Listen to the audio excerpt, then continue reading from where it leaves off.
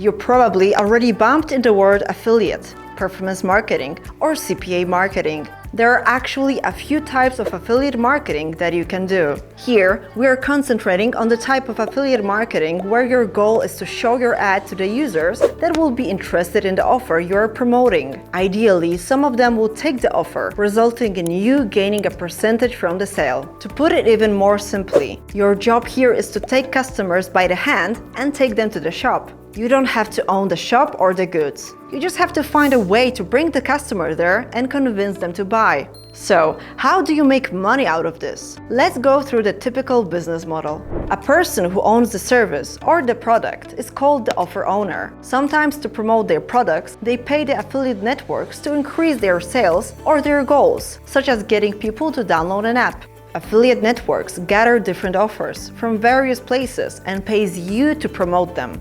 You are the affiliate. To promote these offers, you need to pay for traffic from at least one traffic source. Some people can generate organic traffic, but most affiliates pay for a stream of visitors supplied by traffic sources.